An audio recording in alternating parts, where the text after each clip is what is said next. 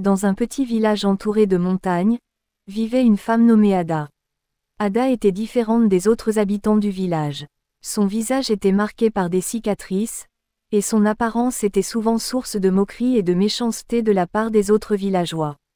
Un jour, alors qu'Ada passait près de la place du marché, un groupe d'enfants se mit à rire et à pointer du doigt en la voyant passer.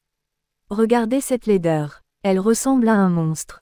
s'exclama un des enfants en montrant Ada du doigt. Ada baissa la tête et accéléra le pas, essayant d'ignorer les commentaires blessants. Mais à l'intérieur, elle se sentait blessée et seule. Plus tard dans la journée, alors qu'elle tentait d'acheter des provisions à l'épicerie du village, elle entendit deux femmes chuchoter derrière elle. « Je me demande ce qui lui est arrivé pour avoir un visage aussi déformé », murmura l'une d'elles. « Je ne sais pas, mais ce n'est pas naturel, c'est sûr », répondit l'autre d'un ton méprisant. Ada se sentit rougir de honte et se dépêcha de terminer ses achats, désireuse de quitter cet endroit où elle se sentait si mal à l'aise.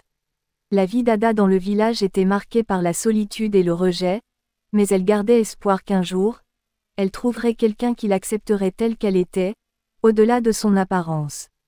Un jour, alors qu'Ada se promenait près du château, elle vit un homme élégant sortir par la grande porte.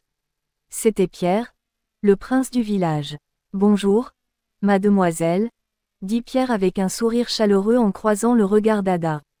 Ada, surprise par cette politesse inattendue, ressentit une pointe de méfiance. Après tout, elle n'avait jamais reçu une telle attention de la part de quiconque auparavant. « Bonjour, Votre Altesse », répondit Ada d'un ton réservé, se tenant sur ses gardes. Pierre s'approcha d'elle et lui dit doucement : « Je vous ai souvent vu dans le village, et je voulais simplement vous dire que vous ne devriez pas prêter attention aux médisances des autres. Vous êtes belle à votre manière unique. » Les paroles de Pierre touchèrent profondément Ada, mais sa méfiance persistait. Elle avait du mal à accepter ces mots aimables, car elle n'avait jamais cru mériter une telle gentillesse. « Merci, Votre Altesse, mais je crains que vos paroles ne soient pas tout à fait vraies pour quelqu'un comme moi, » répondit Ada, ses yeux exprimant son doute et sa réserve. Pierre lui sourit à nouveau, mais cette fois, il pouvait sentir la distance qu'Ada avait érigée autour d'elle. « Je suis sincère dans mes paroles, mademoiselle. Si vous avez besoin de quoi que ce soit, n'hésitez pas à venir me trouver au château, » dit-il avec douceur avant de s'éloigner. Ada resta là, ses pensées tourbillonnant dans sa tête. Elle était reconnaissante pour l'attention de Pierre, mais elle ne pouvait s'empêcher de se demander si elle méritait réellement une telle bienveillance. Après cette rencontre avec Pierre, Ada se retrouva souvent à penser à lui. Ses paroles bienveillantes et son sourire chaleureux résonnaient dans son esprit, lui apportant un sentiment de réconfort qu'elle n'avait jamais connu auparavant. Pourtant, malgré ses sentiments naissants envers Pierre, Ada restait méfiante. Elle avait du mal à croire qu'un homme comme lui puisse réellement s'intéresser à elle, une femme dont le visage était marqué par les cicatrices et les moqueries.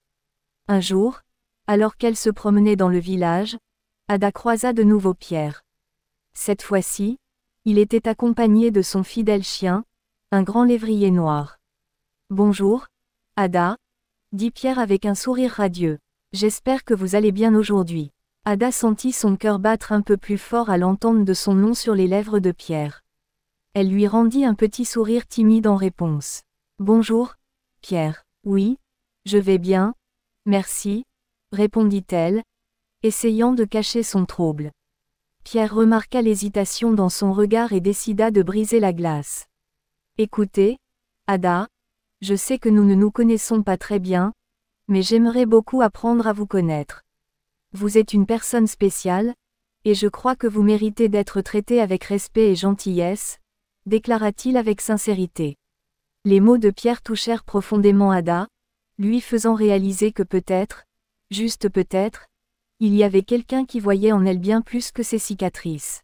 « Merci, Pierre, c'est très gentil à vous de dire cela, » répondit-elle, un léger sourire se formant sur ses lèvres. Et à partir de ce moment-là, une amitié sincère commença à fleurir entre Pierre et Ada, ouvrant la porte à des possibilités insoupçonnées. Malgré la naissance de leur amitié, les rencontres entre Pierre et Ada n'échappaient pas aux regards curieux des habitants du village. Bientôt, les rumeurs commencèrent à circuler sur la nature de leur relation. Un jour, le chef du village convoqua Pierre dans son bureau pour lui poser des questions sur ses fréquentations avec Ada. « Pierre, il me semble que tu passes beaucoup de temps avec cette Ada. Que se passe-t-il entre vous deux ?» demanda le chef d'un ton sévère. Pierre, pris au dépourvu, chercha ses mots. Il savait que leur amitié était innocente, mais il craignait la réaction du chef et des autres villageois. Ada est simplement une amie, père. Elle est une personne merveilleuse et mérite d'être traitée avec respect, répondit-il avec assurance. Le chef, cependant, ne semblait pas convaincu. Il savait que Pierre était le prince du village et qu'il devait se comporter de manière appropriée aux yeux de la communauté. Je crains que cette amitié ne soit pas dans l'intérêt de notre village, Pierre. Ada est une femme marquée par la laideur, et tu es le prince. Tu dois penser à l'image que tu renvoies, déclara-t-il d'un ton sévère. Comprenant les implications de ses actes, Pierre se sentit pris entre le devoir envers son peuple et ses propres sentiments envers Ada. Pendant ce temps, Ada était également confrontée à la méfiance croissante des villageois à son égard. Les regards désapprobateurs et les chuchotements malveillants ne faisaient que renforcer sa solitude et sa peine. Bientôt, les nouvelles de leur amitié parvinrent aux oreilles du roi, et il décida d'agir pour préserver l'ordre et la tradition dans le village. Le roi, informé de la relation entre Pierre et Ada, décida de prendre des mesures drastiques pour préserver la réputation du village et la lignée royale. Dans un geste de fermeté, il ordonna l'emprisonnement de Pierre et demanda à Ada de quitter le village. Lorsque Pierre apprit la nouvelle, son cœur se serra d'angoisse. Il savait qu'il devait agir rapidement pour protéger Ada et lui-même.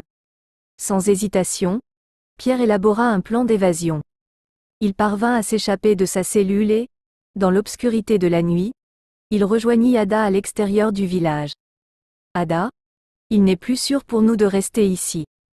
Nous devons partir, maintenant, » dit Pierre d'une voix pressante. Ada, bouleversée par la tournure des événements, hocha la tête avec résolution. Elle savait qu'elle ne pouvait pas rester dans un endroit où elle était indésirable et persécutée. Main dans la main, Pierre et Ada quittèrent le village derrière eux, laissant derrière eux leur passé et leur peur.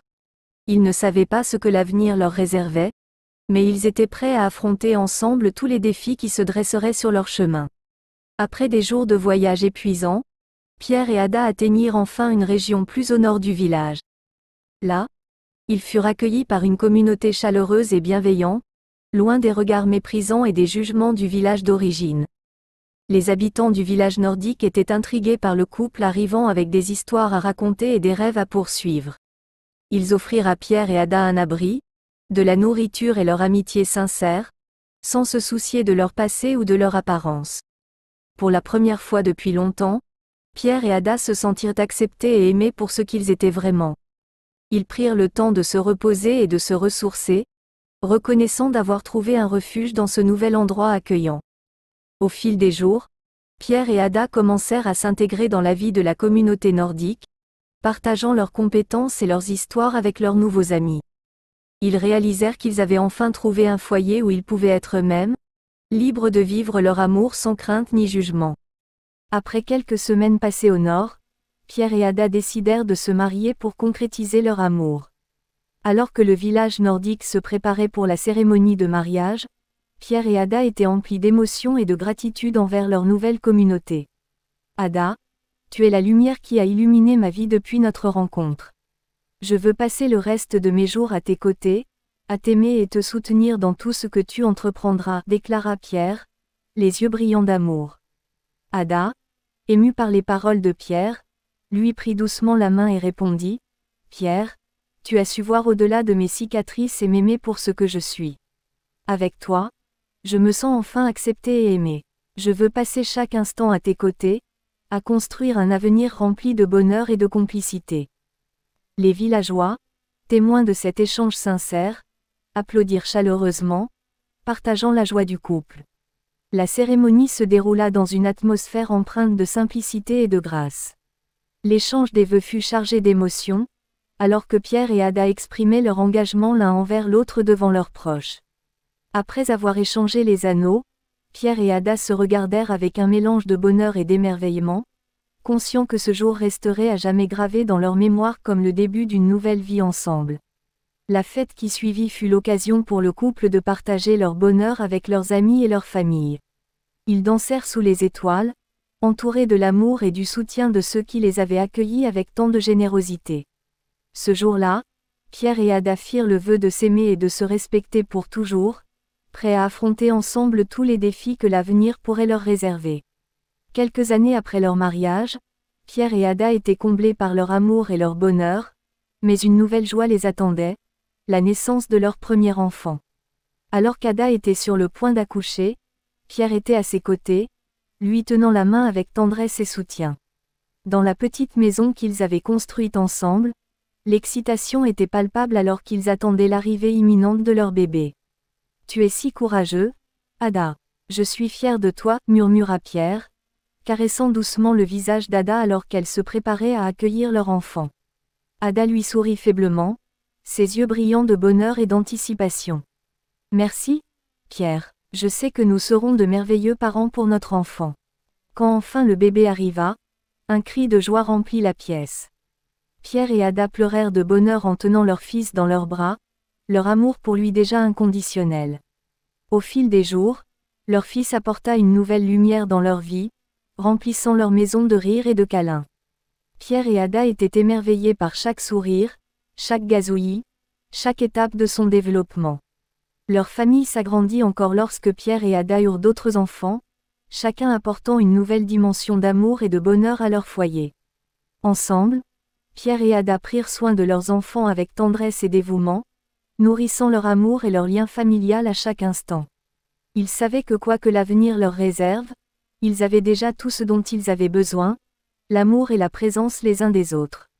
Alors qu'ils s'épanouissaient dans leur nouveau village, Pierre et Ada rencontrèrent une vieille femme sage nommée Élie, réputée pour ses connaissances en médecine naturelle et en guérison. Touchée par l'histoire d'Ada et inspirée par sa force, Élise offrit son aide pour traiter les cicatrices qui marquaient le visage d'Ada. Elle expliqua qu'elle avait déjà réussi à guérir des maladies similaires par le passé et qu'elle était déterminée à aider Ada. Ada, bien que sceptique au début, décida de faire confiance à Élise. Pendant plusieurs jours, celle-ci utilisa des herbes médicinales, des onguents et des remèdes traditionnels pour traiter les cicatrices d'Ada, travaillant avec patience et dévouement. Chaque jour, Ada sentait un léger mieux-être, mais le changement était lent. Elle commença à perdre espoir, se demandant si elle retrouverait un jour sa confiance en elle et son estime de soi. Cependant, un matin, alors qu'elle se regardait dans le miroir, Ada remarqua avec étonnement que les cicatrices qui avaient marqué son visage avaient commencé à s'estomper. Les lignes rugueuses et irrégulières s'effaçaient progressivement, laissant place à une peau lisse et un teint éclatant. Les larmes aux yeux, Ada courut vers Élise pour lui exprimer sa gratitude. « Merci infiniment, Élise. Vous m'avez rendu quelque chose que j'avais perdu depuis si longtemps, ma confiance en moi. » Élise sourit doucement et prit les mains d'Ada dans les siennes. « Ma chère, la vraie beauté réside dans la force et la gentillesse de votre cœur, pas dans votre apparence extérieure. Je suis honorée d'avoir pu vous aider à retrouver cette vérité. » Ada se sentit submergée par l'émotion alors qu'elle réalisait que sa guérison était bien plus que superficielle. C'était une renaissance, une affirmation de sa valeur en tant que personne, indépendamment de son apparence physique. De retour à la maison, Pierre accueillit Ada avec un sourire radieux. Il la serra dans ses bras avec tendresse, reconnaissant de l'avoir enfin libérée du fardeau qui avait pesé sur elle pendant si longtemps. Ensemble, Pierre et Ada avaient surmonté tant d'obstacles, et cette guérison était un symbole de leur force et de leur amour inébranlable. Ils savaient que désormais, rien ne pouvait les empêcher de vivre leur vie pleinement et heureusement, main dans la main, pour toujours.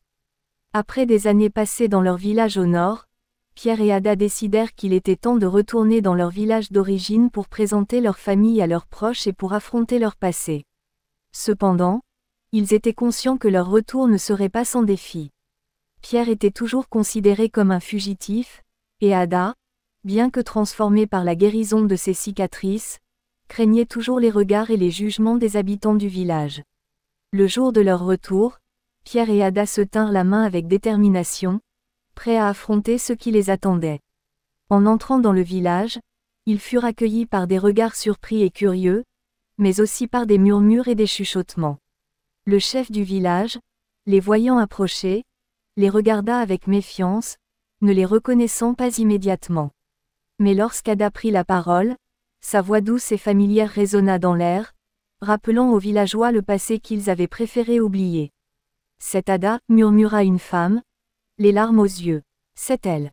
La reconnaissance se répandit rapidement parmi les habitants du village, et bientôt, les murmures se transformèrent en exclamations de surprise et de honte. Le chef du village, confronté à ses propres préjugés et à ses actes passés, baissa la tête avec humilité. « Ada, Pierre, je suis désolé pour tout ce que vous avez enduré à cause de nous. Nous avons jugé trop vite, et nous avons commis de graves erreurs. » Pierre et Ada échangèrent un regard ému, touchés par les paroles sincères du chef. Ils ne s'attendaient pas à un tel revirement de situation, mais ils étaient reconnaissants pour cette opportunité de réconciliation. Le chef du village poursuivit. « En signe de notre repentir, nous vous offrons cette terre et ce troupeau. Que cela soit le début d'une nouvelle relation fondée sur le respect et la compréhension. À partir d'aujourd'hui, nous ne jugerons plus les gens en fonction de leur apparence, mais de leur caractère et de leurs actions. » Les villageois acquiescèrent, reconnaissant l'importance de cette leçon et déterminés à ne plus commettre les mêmes erreurs. Pierre et Ada, émus par cette marque de pardon et de rédemption, acceptèrent l'offrande avec gratitude, sachant que l'avenir de leur famille serait désormais ancré dans la paix et l'harmonie avec leur communauté. Pierre et Ada avaient traversé des épreuves difficiles, mais grâce à leur amour, leur courage et leur détermination, ils avaient surmonté tous les obstacles sur leur chemin. Leur voyage les avait conduits à découvrir la véritable valeur de l'amour inconditionnel, de l'acceptation de soi et de la compassion envers les autres. En retournant dans leur village d'origine, Pierre et Ada avaient fait face à leur passé avec dignité et réconciliation. Ils avaient montré aux habitants du village que la véritable beauté réside dans la bonté du cœur et dans le respect de chaque individu, indépendamment de son apparence extérieure. Le pardon et la rédemption étaient au cœur de leur histoire, rappelant à tous que même les erreurs les plus graves peuvent être surmontées lorsque l'on choisit la voie de l'amour et de la compréhension. Leçon à retenir. L'histoire de Pierre et Ada nous rappelle l'importance de ne pas juger les gens sur leur apparence extérieure, mais de chercher à comprendre leur véritable nature et leur caractère. Elle nous enseigne que la beauté véritable réside dans la gentillesse, la compassion et l'acceptation de soi et des autres.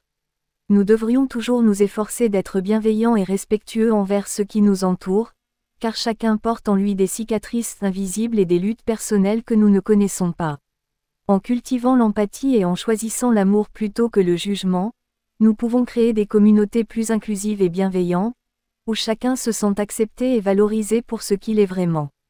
Et surtout, nous devons nous rappeler que même dans les moments les plus sombres, il y a toujours de l'espoir et la possibilité de trouver la lumière à travers l'amour et la compassion.